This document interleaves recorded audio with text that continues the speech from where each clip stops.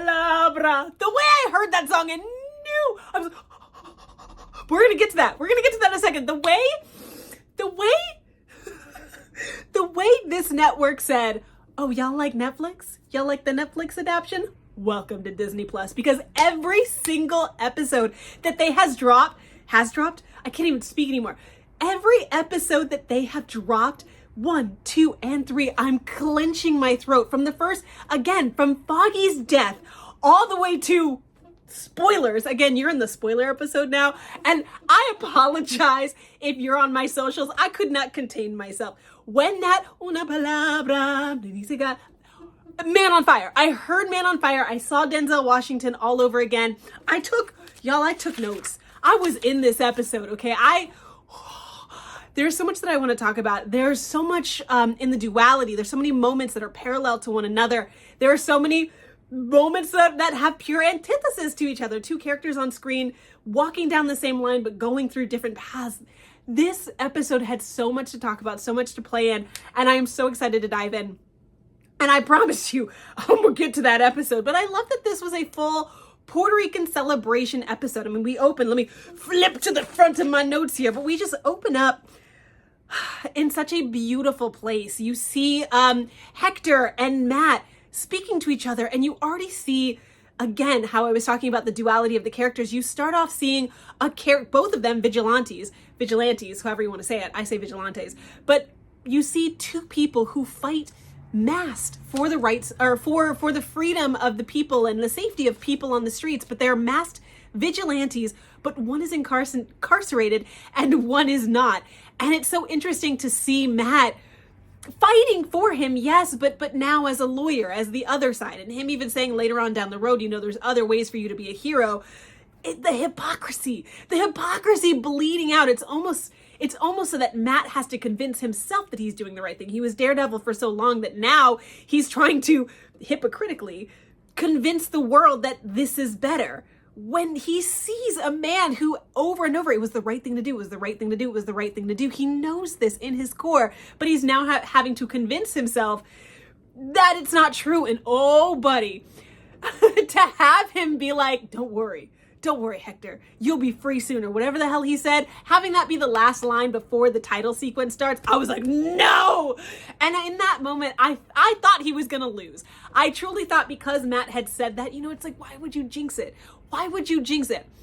That being said, I'm glad, I shouldn't say glad, but I am glad that moment where this coked out individual, what the hell is his name? I got it in my notes. Nikki Torres. When Nikki Torres is on the stand and you have that whole left side, the left hand, full of cops, just full of cops, and he's looking down the barrel at these cops, and he knows if he testifies against him, it doesn't matter what shenanigans, what roughhousing, what Rochambeau they used to get him in that courtroom, his testimony is what matters. And the fact that Nikki Torres looked down that barrel and saw just a line of cops and knew that the second he testified against any one of these cops, his life is over. Especially because they already found him once. Who's to say they can't find him again? I knew it. I knew the second he got on that stand, he would lie. And I mean, I don't blame him. I don't blame him at all. Yeah, yes, you were under oath, but that's his life on the lines, and he doesn't know Hector. He has no idea who Hector Ayara, God, that's such... Ayara is. I know, me sitting here a Puerto Rican, I can't even say a Puerto Rican last name. But I love that. I love that because it's very real. And I kept going back to, we never really see the jury. There are like 3 moments in this entire episode where we really see the jury. And the most prominent moment when we see the jury is at the end when they're giving their verdict. That's when you see the full jury lined up. But most of the shots that you see of the jury are behind their head. And I thought the rationality behind that is because we are the jury. This procedural episode did a really good job of allowing us to be in there. And though we as the audience member, we know what Hector did. We know he went down there to save Nikki. We know why he did that, because it was the right thing to do. But everyone else in the audience, it was almost as if we were the jurors listening to the arguments. And honestly, there was a moment when the prosecutor was giving his closing statements, where I was really thinking like, damn, are they going to side with him? Because that is a really good argument. Who's to say that there wasn't just a moment of fear or a moment where he just made a mistake and he just happened to slip up? Yes, he's a vigilante, and yeah, there were all these police officers that said the White Tiger helped, but in a moment, he could have just done the wrong thing, and there were 3 counts: first-degree murder, second-degree murder, and manslaughter.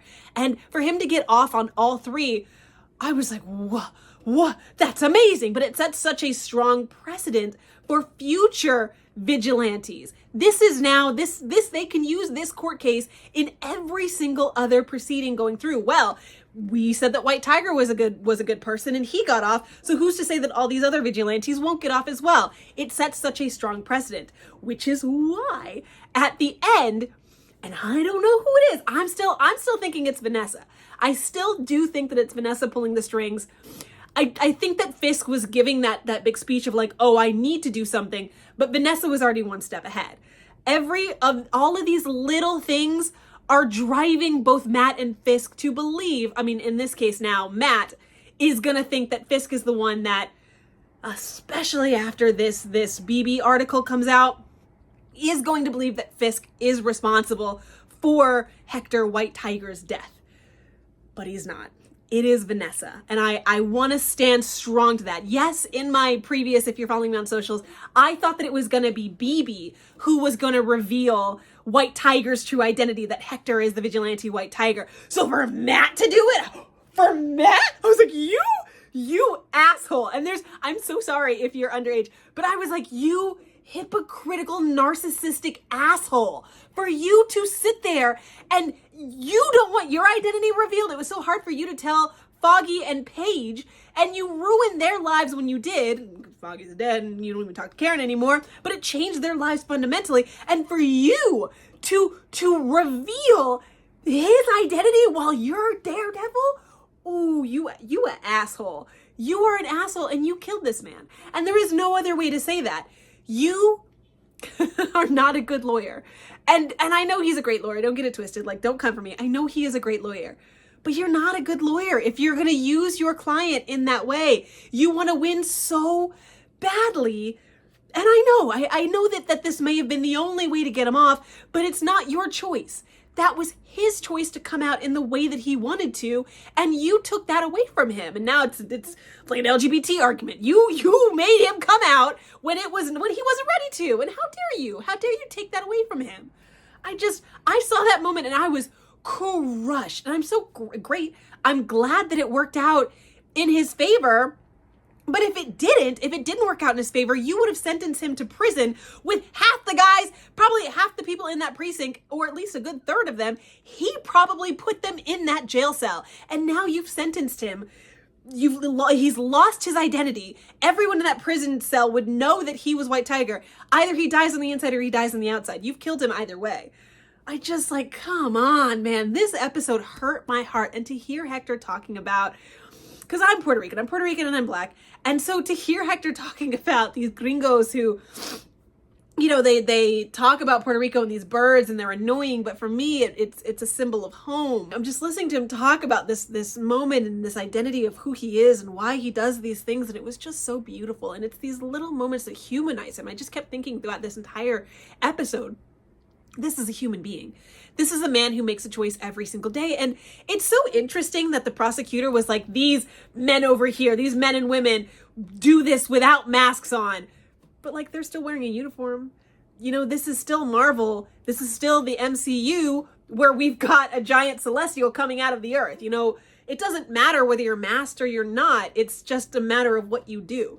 And yeah, these are men and women in blue who also give up their lives and sacrifice their lives for the safety of others, but it's not that different. It's just one gets paid for it and the other one does not. And what's crazy is I'm sure some of those people in blue probably are superheroes or vigilantes themselves. It's so crazy how close we are to the SRA. It's this close for it to happen. And I'm so excited for when that moment happens, because there's going to be anarchy in the streets. And I mean, hell, we're already street level. Una palabra. I literally wrote F the cops in my notes. Yikes. I think it was when they were staring Hector down. It just wasn't that cute. Vanessa is the man, by the way. I knew when she was at that table that, I mean, everything that Bisk is saying is so patronizing to Vanessa. I've made so many Vanessa videos and Vanessa comments at this point. Every single video you've ever seen across the board, whether I'm on a podcast, in a group, I have constantly said, Vanessa is the man. And I love that when, the British guy was talking to all the lower mob bosses and he's like, I don't work for the mayor, I work for the man. I was like, you work for Vanessa. I wrote, you work for, I wrote literally right here, Vanessa is the man. And I know you guys can't see it, but I wrote, Vanessa is the man. And then for them to go in the next scene and Vanessa's like, oh, by the way, I was the one that did that. I was like, I know it. She is the puppet master to everything. I swear to God. Yeah, I all my notes are pretty much everything I've said. We see White Tiger's niece. Oh my God, Matt, you asshole. He killed the tiger. I literally wrote, he killed the tiger. The second he released, or he said that he was White Tiger, I was like, you killed him. I wrote in my notes, you've just killed him. Crazy. Yeah, and like how all my other notes about Matt are like, get off your high horse, you're a narcissist. And it's so crazy that he's dating a therapist. I can't wait for her to like rip him a new one.